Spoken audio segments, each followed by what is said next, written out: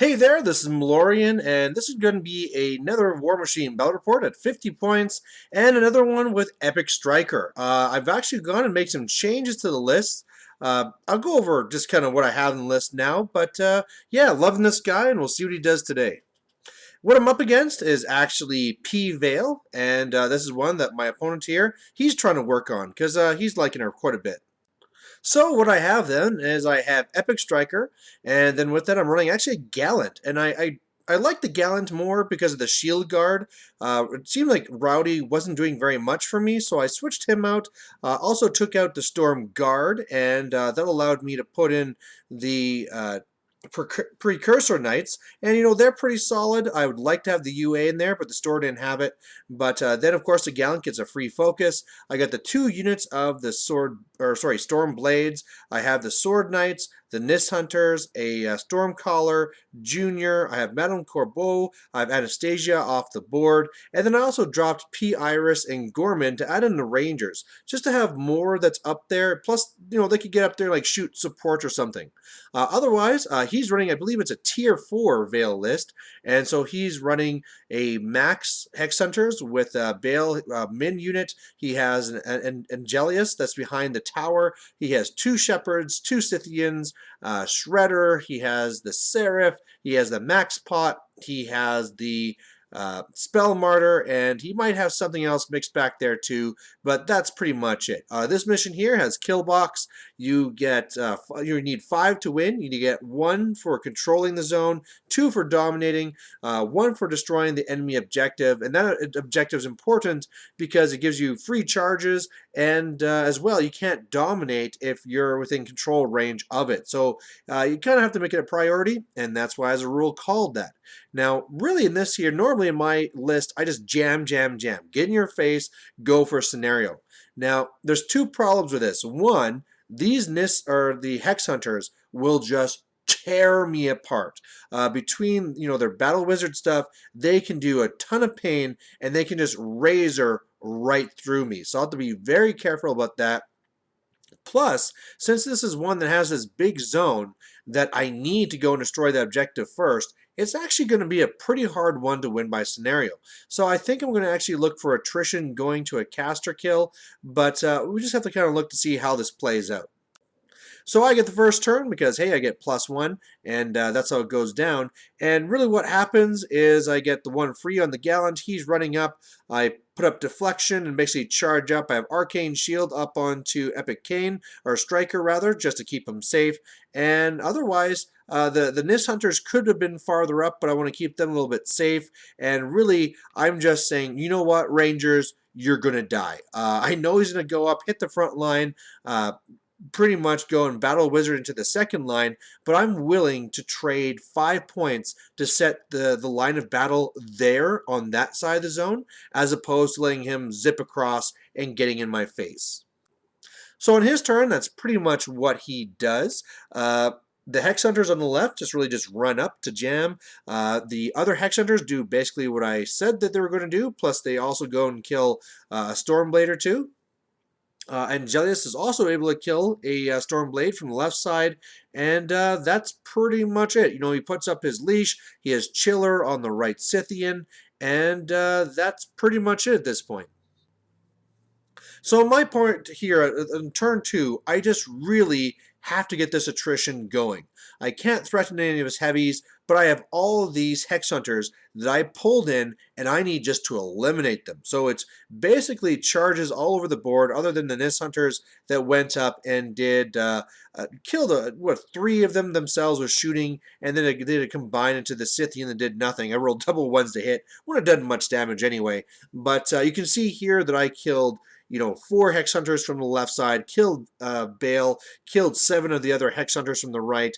I actually remembered to bring Anastasia, and so she's coming from the back there when, either she can use her ability, or she can go after her support staff, or she might pull something away. She's just back there to be annoying. But otherwise, I kind of like how this is set up.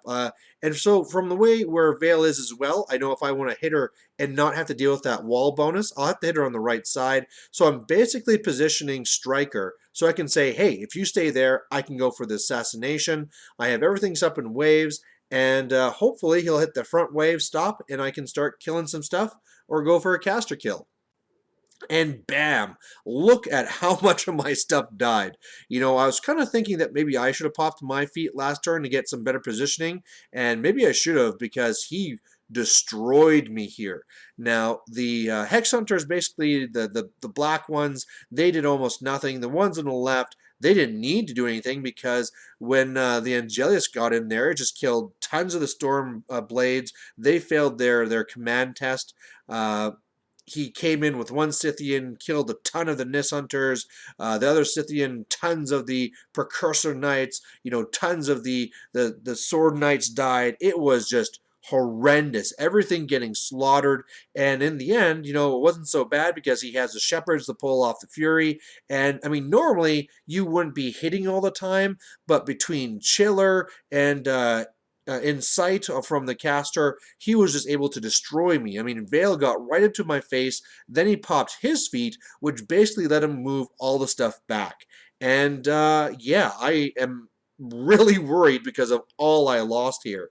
Now, taking a quick look at this, I really didn't like my chances of attrition at this point. He had popped out a stinger, so he has a stinger in my grill. He has all these beasts all over. I was actually kind of worried that when he did his feet move after, that he'd put his heavies in front of Vayl to just kind of like make a wall of heavies. But the way I'm looking at this, maybe the way out is actually assassination, right? Corbeau will let me swing around the Seraph, take a little free strike there, shouldn't really take much damage, and then I can kind of zip up, take one free strike from the Scythian, and have probably enough to go for a 2 dice overload, and then just try and kill her, because she only is camping 2. And if I can really get in there, get all those attacks, get my feet attack, he moved back the Spell Martyr to engage Anastasia, but I have parry anyway, so she can move up. I can get another intrigue attack as well. You know, I could probably finish this here. So that's what I do. Basically, I swing around. The Seraph misses. The Scythian is able to hit me and does pretty good damage. You know, he's at dice -5, but he does like 8 damage or 7 damage. And then I forgot that he gets the whole thing that once I get up close, he gets to move a beast again that gets a boosted attack as well. And again, he hits, he does like another 8 damage, and I'm basically left with 4 boxes left. And that's horrendous because I basically can only try to roll 1 dice, and half the time I'll die. And really looking at this now where she's going to be defense 16 because she has tenacity, I'm going to need boosting to hit, and I just can't do it. Something else I should say is that I thought I could get rid of 1 transfer because the Nis Hunters are going to do a combine into her, but unfortunately I got 1 tied up with the Angelius because I got a little bit too close, and then I failed to hit by 1. So that could have really helped, but in the end I basically just petered out and didn't even really threaten her at all because, yeah, that's the way it goes. So really felt kind of dumb that I didn't do this simple math, or that I didn't realize that the Scythian would be able to come back and hit me. But let's go back and look at some of the other options. So looking back here at what the board state was, something I could have done is I could have gone for more attrition. I could have gone with eStryker. He could have gone for a 1 or 2 dice overcharge and kill the Seraph with a little bit of help. Then I could have also put some focus and the spell that makes him basically +2/+2 onto the Gallant, and he probably could have gone up there with some extra help with, you know, some other charges and the feet and stuff like that and kill the Scythian. And if I could take down 2 heavies, I could be okay. All of a sudden, I'd be in a kind of a danger because I've already taken 2d6 damage. I wouldn't be camping much, and this opponent here is really good at caster killing. He always seems to find a way. And the problem is that I wouldn't have a lot of stuff left after I committed enough to do this to kill them. Now, another thing that could have been possible is I could have actually just gone more for scenario as well, right?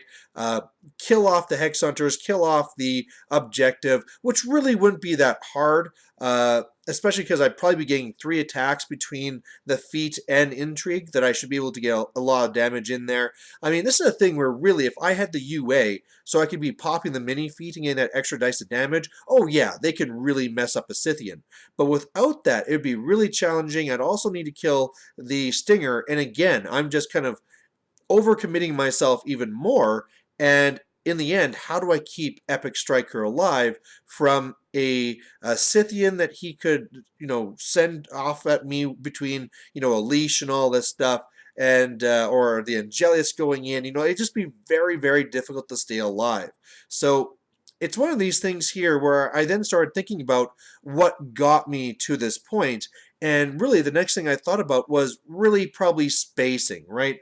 When I committed and I went and I killed all those Hex Hunters, I basically just went full bore and threw everything up in his face. However, because it was so easy for him to hit me, he just slaughtered me.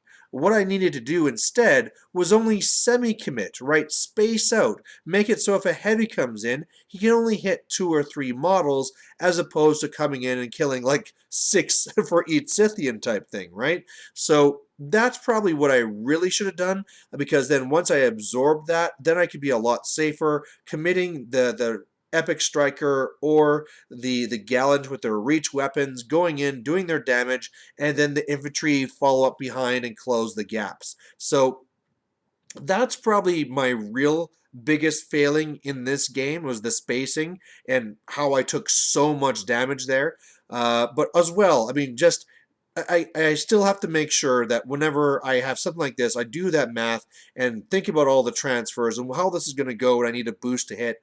But I think maybe more with that too is that when I do this as a 2 list drop where I'll have eStryker and Epic Cane, eStryker will not be my hordes drop, right? He can't do his assassination if you're doing transfers. So he'll be more of a war machine drop, whereas if I saw hordes, I'd be pulling out Epic Cane. But there you go. This is the game, and I hope you guys found it interesting. Bye.